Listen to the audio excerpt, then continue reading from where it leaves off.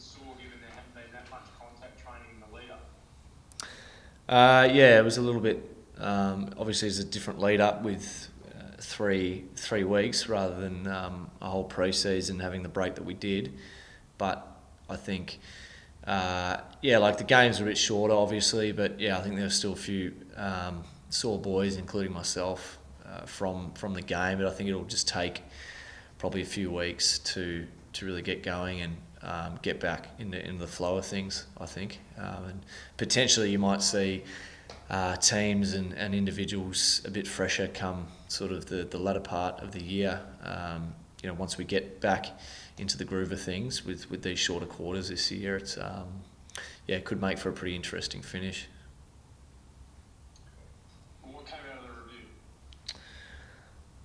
I think our ability to fast start and come into the game really quickly was really good. For a quarter and a half at least, that first half was pretty strong, but I think we went to sleep a little bit, and energy wise we just sort of were a bit flat through that middle part of the game. Sort of anchored it a little bit at the end there, but still couldn't get our scoring going towards the back end of the game. So I think our pressure, we didn't apply enough pressure to them sort of after quarter time. The game was played, we let them sort of back in.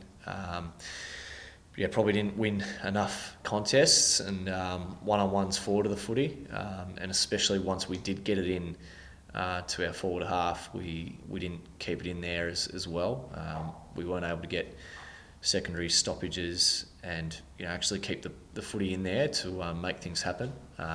Inside 50 count was pretty low as well after quarter time. So it was a bit of a tale of sort of two halves in a way, but it's early days, so a lot of optimism I think going forward. Were the conditions as tough as they looked? The conditions were like it would have looked slippery and like a wet weather game. It sort of felt like that. Cold night, bit of dew on the ground. It was just slippery. So it wasn't. Other than that, it wasn't that. The conditions itself weren't that tough. But the footy was a bit slippery and bounced around a bit. But I don't think that sort of was a factor early on. But as the game went on, I don't think it mattered too much to everyone. Did you get a look at the Saints' performance on Sunday, and how do you sort of counter that, given the things that you just articulated about working through the defensive structures and being able to contain the Tigers last week? It looks like you're going to have to do something similar against Kilda. Yeah, exactly. I think they love to bounce the ball off half back, especially. Like they move it really quick. They like to mark play on a lot. They're a bit different to Richmond, where I think Richmond are sort of very get it down the line and then get some momentum off that kick, whereas St Kilda will change angles a bit more, get some short kicks and then play on with trigger handballs and that sort of stuff. So we just need to make sure that we're on our toes and we're coming forward and we're defending, and we're coming up the ground a bit more to defend.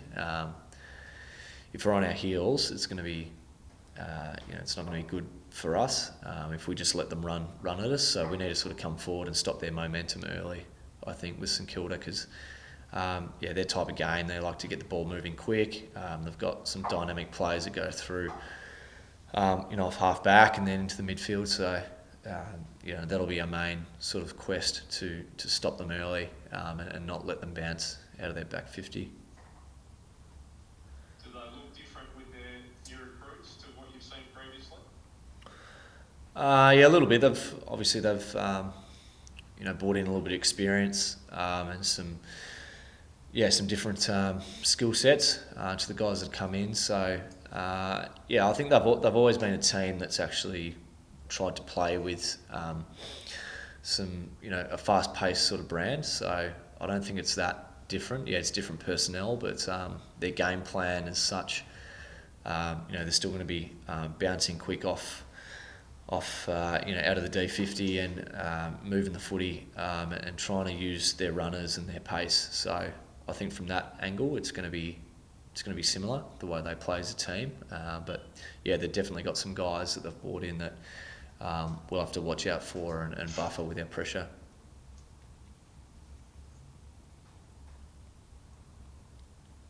Do you have a question, Tom? Tom Brown's just joined us. Welcome, Tom. Hi guys, I can assume you can hear me, so my volume is low. I apologise, Tommy. That's all right. Tommy, what did you notice?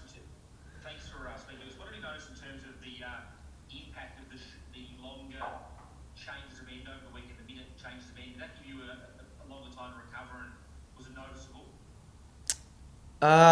Well, potentially. I guess it depends how you look at it, Tom. I think we seem to, I guess, we almost seemed a bit flatter standing around for a bit longer at the breaks, potentially. We built up a lot of good energy and, we're in a really good flow in that sort of first term and in that first half. I think it's going to play into the hands differently with different teams and how they respond once they come out of the breaks. So, for me, I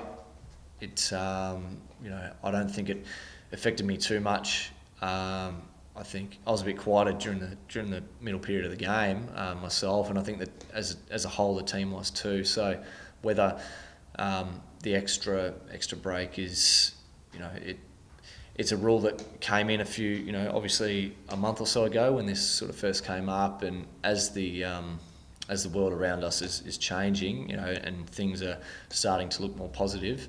Obviously, some of these rules are only in place, for the 2020 season. So it's interesting to see, how that'll play into effect in the next few rounds.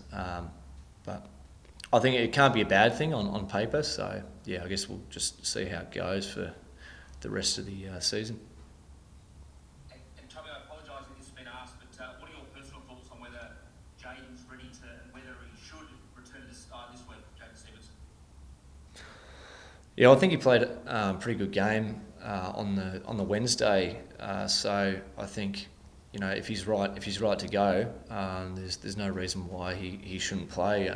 Obviously in our best mix. So when he's up and about and playing really well. So and the same goes for a lot of guys as well. Obviously the game on Wednesday, was really competitive, and a lot of guys, played really well. So Jaden's definitely one that will be first up there for consideration, but there'll probably be a handful of guys as well putting their hand up this week as well. So I'm not in the selection committee, so it makes it hard for me to give you a straight answer. But yeah, I think if he's right to go, he'll give himself every chance, I think.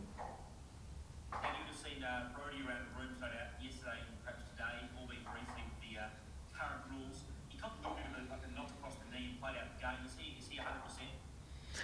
Well, I think he'll be okay and ready to go by Saturday. I think he's taken a really safe approach and really smart approach. He hasn't missed too many games at all, and he's seasoned for this sort of stuff. And obviously we've seen the last few seasons how dominant he is, and a good mate of mine. I think, Brodie will be fine to go. Probably come Thursday and ready to go. I think he's just been tracking really safely and smartly early on in the week, as a lot of us do, to make sure that we're ready to go for that main training on Thursday. So I think for Brodie, that won't be anything too different from that. I think he's pretty much okay. Just a few little niggles with, as you said, with his knock, but I think come Thursday he'll be fine.